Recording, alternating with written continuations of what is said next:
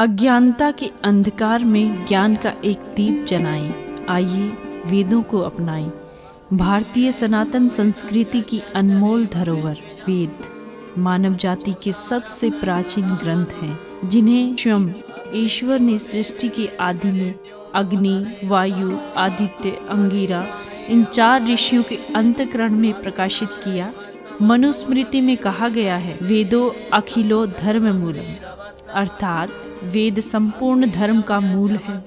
वेदों में अध्यात्म, समाज, राजनीति के साथ साथ ज्ञान, विज्ञान तथा सभी विधाएं हैं जो सबको सुख पहुंचाने वाली हैं। इसीलिए सभी संत महात्मा, ऋषि मुनि तथा धर्माचार्य एकमत होकर वेदों को ईश्वरीय ज्ञान तथा धर्म का मूल मानते हैं। हम सभी बिना किसी भेदभाव के वेदवाणी सुन सके तथा अपने जीवन में धारण करें। इस विचार से प्रेरित होकर डॉक्टर ओमदत्त आचार्य जी ने 4 वेदों ऋग्वेद, यजुर्वेद, सामवेद, अथर्ववेद के संपूर्ण मंत्रों को ऑडियो डीवीडी में संजोया है तथा एक नई पहल की है। इन ऑडियो डीवीडी की प्रमुख विशेषताएं हैं, 4 वेदों के सभी मंत्रों का सस्वर शुद्ध व संगीतमय पाठ किया गया है। प्रत्येक मंत्र के साथ उसका देवता, ऋषि, छंद तथा स्वर भी बताया गया है। वेद मंत्रों का ऋषि परंपरा सरल हिंदी में अर्थ एवं भावार्थ किया गया है। तो आइए आप भी डॉक्टर ओमदत्त आचार्य जी की मधुर वाणी में बहती वेदों की गंगा में डुबकी लगाइए और ईश्वरीय ज्ञान का प्रसाद पाकर धन्य हो जाइए। 4 वेदों की ऑडियो डीवीडी प्राप्त करने के लिए संपर्क करें। विश्वम आर्यम आध्यात्मिक DVD private limited, 302/1 Panchsheel colony, गढ़ रोड, मेरठ, उत्तर प्रदेश। हमारी वेबसाइट है www.vishwamaryam.com। Email info@vishwamaryam.com। मोबाइल 8755280038 99977555921 और 7535959398। अग्निमीडे पुरोहितं यज्ञस्य देवमृत्युजम् भूतारं रत्नदातमम् अग्निपूर्वे ऋषिभिर्यो नूतनैरुता स देवाय अवक्षते। आजकल तो बहुत सारे महाराज मैंने सुना है लोगों को भ्रमित करते हैं, अरे क्या करोगे असंप्रज्ञात समाधि में जा कर के। आहा, मेरे इस देश की धरती पर ऐसा दूषित प्रचार। अरे वह तो वह अवस्था है जिसको पाने के लिए जीव आतुर रहता है। उस परमात्मा के आनंद में डूबने के लिए कौन आतुर नहीं रहता। हाँ, तब इन गुरु महाराजों के चक्कर से छूट जाता है, इनकी पोल खुल जाती है। मत भ्रमित हो ऐसे लोगों के कथन को सुनकर के। वेद जो परम पिता परमात्मा का ज्ञान है, उसके आधार पर जो ऋषियों मुनियों ने साक्षात्कार किया, वह रास्ता बताया। आज भी उस रास्ते पर चल करके हम उस अवस्था को अनुभूत तो कर सकते हैं, लेकिन बता नहीं सकते। वह अचिंतनीय अवस्था है, अवर्णनीय अवस्था है। कई लोग मुझसे प्रश्न किया करते हैं, उपनिषदों में पर और अपर ब्रह्म के 2 रूप बताए हैं। हाँ भाई, बताए हैं, एक ही ब्रह्म के 2 रूप हैं। जो 3 पादों में वर्णन किया गया, उसमें से भी जो जागृत पाद में एक पाद है, इस विश्व से संबंधित ब्रह्म के जितने भी नाम हैं, जिनका इस सृष्टि के साथ संबंध है, न्यायकारी है, व्यवस्था करता है, तभी तो न्यायकारी है, सृष्टि के साथ संबंध है। सर्वशक्तिमान है, वह निर्माण करता है तभी तो सर्वशक्तिमान है, उसका भी सृष्टि से संबंध है। वह अजर है, अमर है, वह सब इनकी अपेक्षा से है। जो हम वर्णन कर सकते हैं वह अपर ब्रह्म है। अपर ब्रह्म है, ब्रह्म का अपर रूप है, अर्थात इस जगत से, सृष्टि से संबंधित है, लेकिन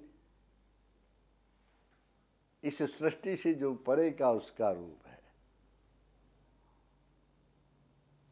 जिसे जीवात्मा या तो समाधि में अनुभूत करता है या मोक्ष अवस्था में अनुभूत करता है, उस अवस्था का तो वर्णन ही नहीं हो सकता। वहां के लिए तो केवल संकेत किया जा सकता है। वहां तो जीव को स्वयं ही जाकर के अनुभूत करना होता है।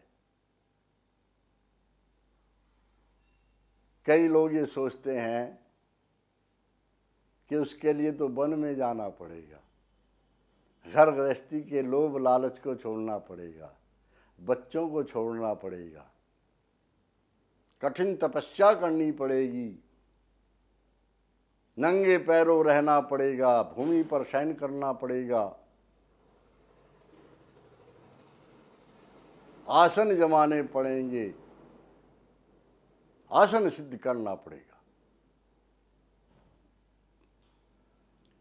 भाई, ये कुछ लोगों ने भ्रमित करने वाला ज्ञान प्रसारित कर दिया,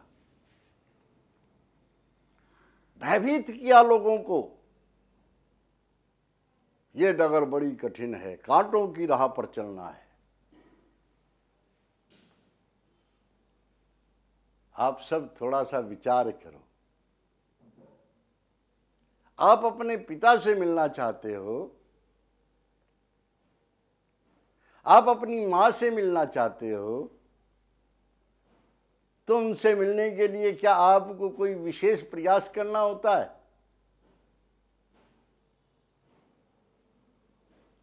कांटों की राह पर चलना होता है क्या?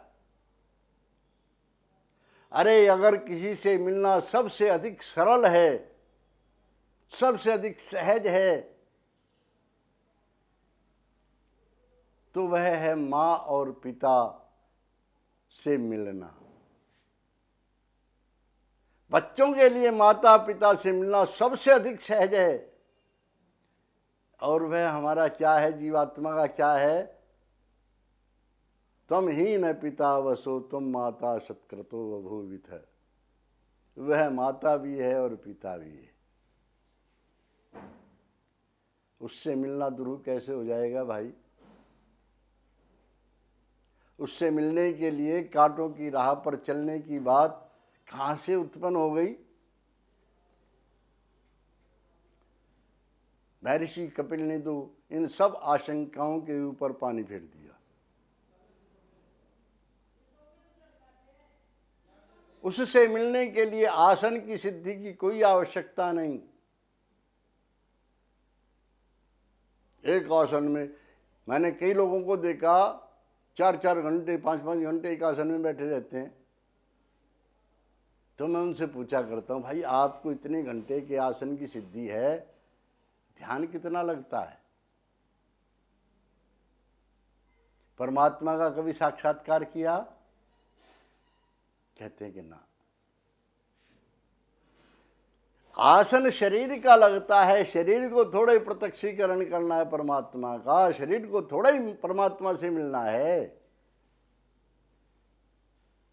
न आपका शरीर परमात्मा से मिलेगा, न आपका मन परमात्मा से मिलना चाहता है, न बुद्धि मिलना चाहती है।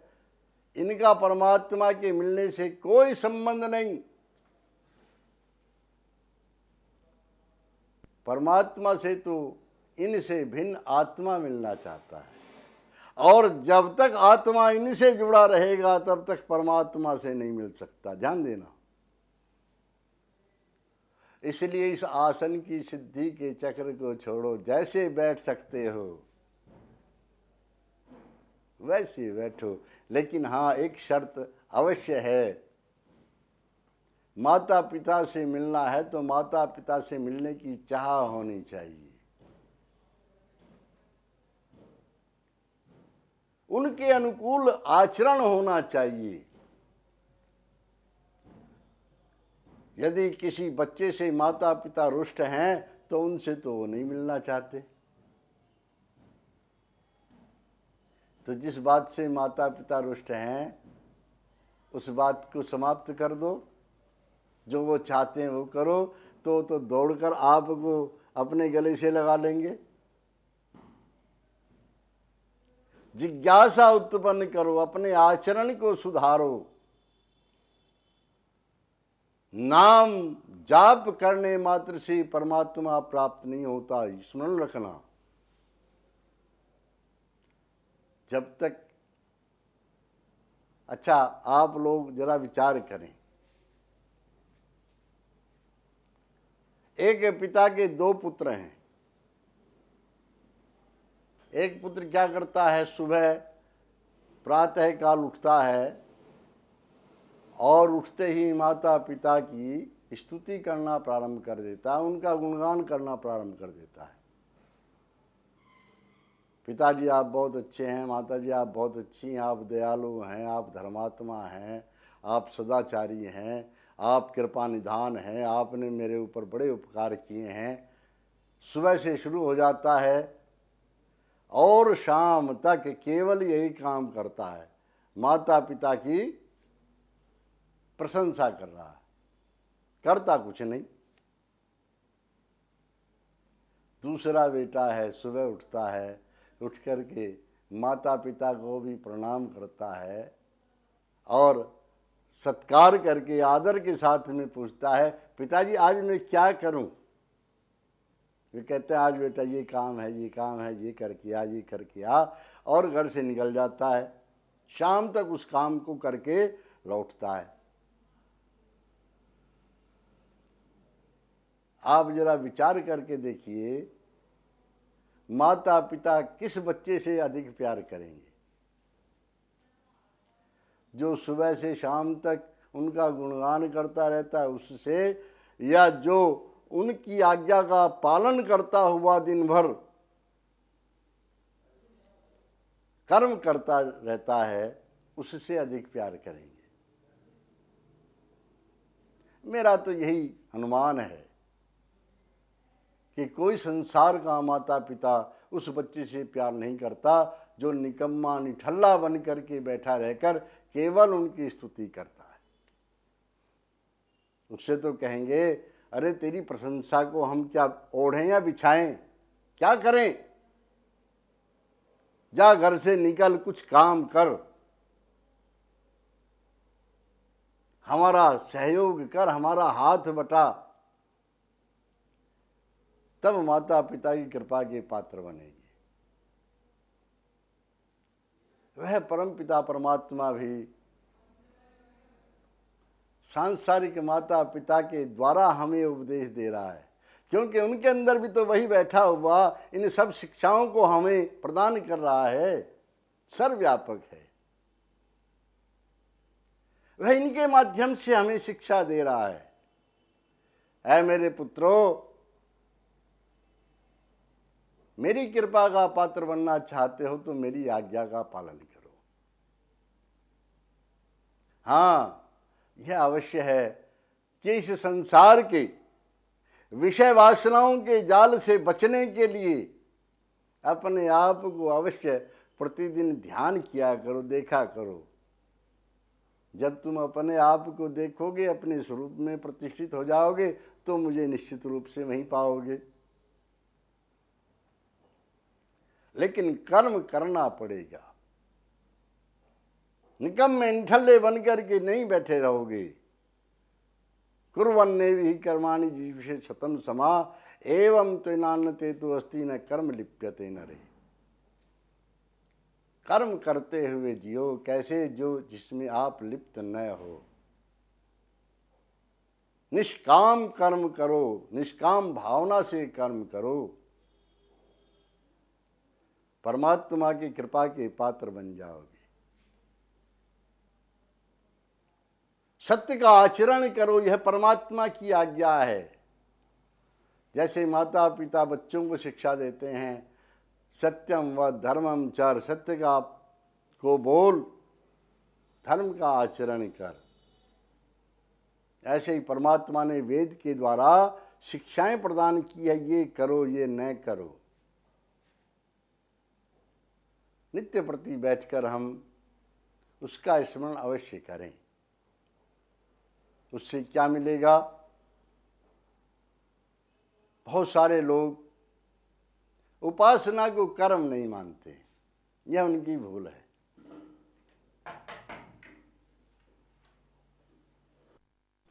बहुत सारे लोग उपासना को कर्म नहीं मानते। बहुत सारे लोग उपासना को कर्म नहीं मानते, यह उनकी बहुत बड़ी भूल है, क्योंकि उपासना भी कर्म है। बहुत सारे लोग उपासना को कर्म नहीं मानते, यह उनकी बहुत बड़ी भूल है, क्योंकि कर्म वह है जिसका हमें फल प्राप्त होता है। हम सांसारिक कर्म करते हैं तो सांसारिक हमें ऐश्वर्य प्राप्त होता है, भोग प्राप्त होते हैं। ऐसे ही उपासना वह कर्म है जिससे हमें आत्मिक सुख प्राप्त होता है, आनंद प्राप्त होता है, यह उसका फल है। और इसके अतिरिक्त परमात्मा की जो कृपा है वह हमें प्राप्त होती है। किस रूप में? ओम का शाब्दिक अर्थ है रक्षा करने वाला, वह सबसे बड़ा रक्षक है। जो उसके प्रति समर्पित होता है वह उसकी सदैव रक्षा करता रहता है। कहते हैं एक राजा हुए हैं जिनके यहाँ कोई संतान नहीं थी। राजा बड़े अच्छे थे, धर्मात्मा थे, प्रजापालक थे, प्रजा भी उनसे बहुत प्यार करती थी। सभी की कामना थी कि राजा के यहाँ कोई पुत्र अवश्य होना चाहिए। बहुत सारे कर्म कांड उन्होंने कराए, लेकिन संतान की प्राप्ति नहीं हुई। एक दिन कुछ तांत्रिक उनके यहाँ आ गए और उन्होंने कहा, राजन, आपको पुत्र की प्राप्ति हो सकती है। कैसे भाई? कि उसके लिए उपाय करना होगा। उपाय क्या है ये बताओ भाई? उन्होंने कहा कि किसी बच्चे की बलि आपको देनी होगी देवी को, तब आपको संतान उत्पन्न होगी। राजा ने कहा, मूर्ख हो क्या? अरे अपने यहाँ पुत्र उत्पन्न करने के लिए, पुत्र प्राप्त करने के लिए मैं किसी के बच्चे को छीन लूं, उसकी बलि चढ़ा दूं? मुझसे ये नहीं होगा। राजा ने कहा, लेकिन मंत्री परिषद के लोग कहने लगे, महाराज, राज्य को तो उत्तराधिकारी चाहिए, यह उपाय भी करके देख लो। राजा ने कहा, भाई आपकी बात को मैं मान सकता हूं, लेकिन ये बताओ अपने जिगर के टुकड़े को कौन देगा? और सारी प्रजा मेरे पुत्रवत है, हठात मैं किसी का बच्चा नहीं लूंगा। मंत्री परिषद के लोग कहने लगे, महाराज यदि कोई अपने बच्चे को स्वेच्छा से दे दे तो? राजा ने सोचा ये युक्ति ठीक है बचने के लिए, क्योंकि कोई अपने बच्चे को देगा ही नहीं स्वेच्छा से। ने कहा, हाँ, अगर किसी ने अपने बच्चे को स्वेच्छा से दे दिया तो उसकी बलि में चढ़ा दूंगा। सारे नगर में सूचना पहुंचा दी गई, ढिंढोरा पिटवा दिया गया। जो राजा को अपना बच्चा बलि चढ़ाने के लिए देगा, मुंह मांगी रकम उसको दी जाएगी। अब एक बच्चा ऐसा था जिसका केवल पिता था, मां नहीं थी, और पिता भी शराबी कबाबी था, जुआरी था। ऐसे लोग कुछ भी कर जाते हैं पैसे के लिए। सोचा यह बच्चा बड़ा होगा, कभी कमा के देगा कि नहीं देगा, इससे बढ़िया और क्या मौका है, मैं इसको राजा को दे देता हूँ, राजा से बहुत बड़ा धन मुझे प्राप्त होगा, मेरा सारा जीवन आराम से कट जाएगा। वह गया और राजा से कहा कि मेरा बच्चा आपके लिए उपस्थित है। तांत्रिकों ने कहा कि उस बच्चे को राजन आपको स्वयं लेकर के उसके घर से और मंदिर तक आना होगा। बुझे मन से राजा उस बच्चे को उसके घर से लेकर के चला। उस बच्चे ने घर से बाहर निकलते ही एक मिट्टी की ढेरी बनाई, तोड़ दी। थोड़ा और आगे चला, दूसरी ढेरी बनाई, तोड़ दी। थोड़ा और आगे चला, तीसरी ढेरी बनाई, वह भी तोड़ दी। जब मंदिर के पास पहुंचा, चौथी ढेरी बनाई, लेकिन उसको तोड़ा नहीं। राजा सब देख रहा है, पूछ बैठा है, बच्चे तू बार बार मिट्टी की ढेरियां बना रहा है, तोड़ रहा है, लेकिन ये ढेरी बनाकर तूने नहीं तोड़ी, इसमें क्या रहस्य है? बच्चे ने कहा, राजन आपके लिए ये मिट्टी की ढेरियां थी, मेरे लिए ये आस्था के प्रश्न थे। राजन जब बच्चा पैदा होता है तो उसकी सबसे बड़ी रक्षक उसकी माँ होती है। माँ अपने प्राण दे देगी, अपने बच्चे पर आँच नहीं आने देगी। वह माँ का साया जन्म के साथ ही मेरे सर से उठ गया। पहली ढेरी मैंने अपनी माँ के नाम की बनाई थी, जिसको मैंने तोड़ दिया। माँ के पश्चात दूसरा रक्षक पिता होता है। मेरा तो पिता ही मुझे बलि चढ़ाने के लिए आपको सौंप गया। दूसरी ढेरी पिता के नाम की भी मैंने तोड़ दी। और राजन सारी प्रजा का पिता राजा होता है, जो सबकी रक्षा करता है, लेकिन आप तो स्वयं मुझे बलि चढ़ाने के लिए ले जा रहे हैं। तीसरी ढेरी आपके नाम की बनाकर मैंने तोड़ दी। किंतु राजन मैंने सुना है जिसका कोई नहीं होता उसका परम पिता परमात्मा होता है। चौथी ढेरी मैंने उसके नाम की बनाई है, और मुझे देखना यह है कि वो आज मेरी कैसे रक्षा करता है। बच्चे की बात को सुनकर के आंख से आंसू बहने लगे राजा के। कहा, आहा इतना विलक्षण बच्चा, इसको बलि चढ़ा दूंगा, पता नहीं दूसरा बच्चा होगा कि नहीं होगा। क्यों न मैं इसी को अपना पुत्र स्वीकार कर लूं, क्योंकि इसके पिता ने तो इसको मुझे सौंप दिया है। राजा ने कहा, अब इसकी बलि नहीं चढ़ेगी, यही मेरा पुत्र है। परमात्मा ने ऐसे उसकी रक्षा की।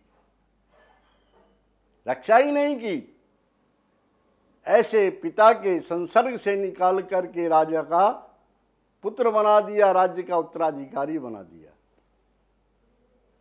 तो वह सबकी रक्षा करता है, इसलिए उसके रक्षण को प्राप्त करने के लिए, उसकी रक्षा के लिए निरंतर उसकी उपासना करनी बहुत आवश्यक है। और उपासना के लिए ओम का सहारा, ओम का जाप सर्वोत्तम वेदों में और उपनिषदों में बताया है। इससे हमें उसकी भक्ति करनी चाहिए कि वेदों के अनुसार ईश्वर एक है, उसके गुण कर्म स्वभाव के आधार पर अनंत नाम हैं, किंतु उपासना के लिए केवल ओम नाम है। ओम के जाप द्वारा उसकी उपासना की जाती है। ओम का प्राणों का स्वर का मेल होकर के एकाग्र चित्त आत्मा होकर परमात्मा से मेल करता है।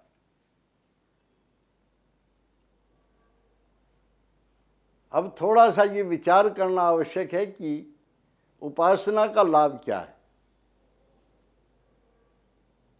ईश्वर की उपासना से हमें क्या लाभ प्राप्त होता है। वेद स्वयं ही बता रहा है कि आत्मदा बलदा यस्य विश्व उपासते प्रशम यस्य देवाः यस्य छायामृतम यस्य मृत्यु कस्मै देवाय हविषा विधेम। सब विद्वान लोग उसकी उपासना क्यों करते हैं, यह मंत्र में ही बताया है। आत्मदा बलदा, क्योंकि वह आत्मज्ञान का शरीर और समाज के बल का देने वाला है। आत्मबल, शरीर बल, समाज बल, 3 प्रकार के बल होते हैं। इनमें सबसे प्रमुख बल है आत्मबल, अर्थात आत्मा का यथार्थ ज्ञान। आत्मबल का तात्पर्य है कि आत्मा प्रकृति के आत्मबल का तात्पर्य है कि आत्मा प्रकृति के बहाव में न बहे, वह प्रकृति को अपने अनुकूल चलाने की सामर्थ्य वाला हो, वह इंद्रियों के बहाव में न बहे, वह इंद्रियों को अपने अनुकूल चलाने वाला हो, वह मन के साथ ना चले, मन को अपने साथ चलाने वाला हो। यह आत्मबल का परिचायक है। और यह शरीर जिसके अंदर परमपिता परमात्मा ने प्राण रूपी शक्ति प्रदान की है। अग्निमीडे पुरोहितं यज्ञस्य देवमृत्युजं भूतारं रत्नदातमम् अग्निपूर्वे ऋषिभिर्यो नूतनैरुता स देवाय अवक्षते अग्निनारहिमश्नवत्पोषमेव दिवे दिवे यशसं वीरवत्तमम्। अज्ञानता के अंधकार में ज्ञान का एक दीप जलाएं। आइए वेदों को अपनाएं। भारतीय सनातन संस्कृति की अनमोल धरोहर वेद मानव जाति के सबसे प्राचीन ग्रंथ हैं, जिन्हें स्वयं ईश्वर ने सृष्टि के आदि में अग्नि, वायु, आदित्य, अंगिरा इन 4 ऋषियों के अंतःकरण में प्रकाशित किया। मनुस्मृति में कहा गया है, वेदो अखिलो धर्म मूलम, अर्थात वेद संपूर्ण धर्म का मूल है। वेदों में अध्यात्म, समाज, राजनीति के साथ साथ ज्ञान, विज्ञान तथा सभी विधाएं हैं जो सबको सुख पहुंचाने वाली हैं। इसीलिए सभी संत महात्मा, ऋषि मुनि तथा धर्माचार्य एकमत होकर वेदों को ईश्वरीय ज्ञान तथा धर्म का मूल मानते हैं। हम सभी बिना किसी भेदभाव के वेदवाणी सुन सकें तथा अपने जीवन में धारण करें। इस विचार से प्रेरित होकर डॉक्टर ओमदत्त आचार्य जी ने 4 वेदों ऋग्वेद, यजुर्वेद, सामवेद, अथर्ववेद के संपूर्ण मंत्रों को ऑडियो डीवीडी में संजोया है तथा एक नई पहल की है। इन ऑडियो डीवीडी की प्रमुख विशेषताएं हैं, 4 वेदों के सभी मंत्रों का सस्वर शुद्ध व संगीतमय पाठ किया गया है। प्रत्येक मंत्र के साथ उसका देवता, ऋषि, छंद तथा स्वर भी बताया गया है। वेद मंत्रों का ऋषि परंपरा सरल हिंदी में अर्थ एवं भावार्थ किया गया है। तो आइए आप भी डॉक्टर ओमदत्त आचार्य जी की मधुर वाणी में बहती वेदों की गंगा में डुबकी लगाइए और ईश्वरीय ज्ञान का प्रसाद पाकर धन्य हो जाइए। 4 वेदों की ऑडियो डीवीडी प्राप्त करने के लिए संपर्क करें। विश्वम आर्यम आध्यात्मिक DVD private limited, 302/1 Panchsheel colony, गढ़ रोड, मेरठ, उत्तर प्रदेश। हमारी वेबसाइट है www.vishwamarya.com। Email info@vishwamarya.com। मोबाइल 8755280038 99977555921 और 7535959398।